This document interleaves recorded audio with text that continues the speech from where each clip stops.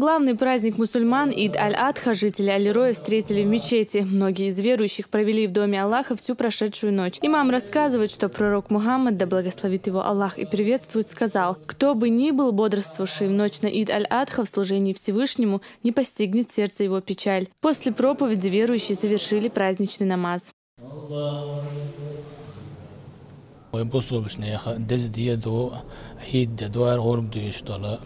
اشتعلوا إلى حماش جعوش قتادو دال مصيري غرب نشقوبل دولا قدين دزل هدون هالشي قدين حا ينيو العمل اتسأله دال شينا بين يقر يخور دوش يقيال خولشدو دلاح يقدر اشتغودو قدين شوحا اتنخ لردويل ودالا. После Ида молитвы верующие разошлись по домам, чтобы совершить главный обряд. Праздничное жертвоприношение совершили и во дворе Закриевых. Сама семья на момент главного праздника мусульман находится на хаджи в Мекке. Дома в Аль-Рое от их имени закололи овец и раздали мясо малоимущим жителям села.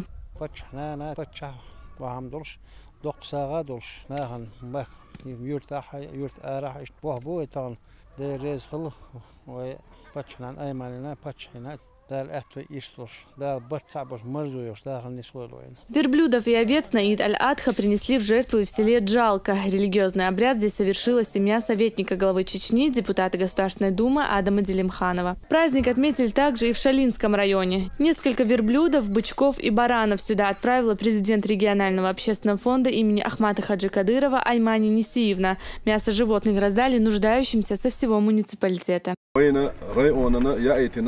ومخنان أي مانيس أقوي بتشاول رمضان مسيت دخز دختلش كيلشو أقد بجنش دو استخيدو وين غربان مساند إيراد هالقبول ساعدويلوش صنع رأيون شكاح بتشوا سانيش لأنا إيميل دو ساعة هالقبول دويل أقدال زينة ظلمة لرويش عال شوي الوي بتشاح أقوي مخنان أي ماني.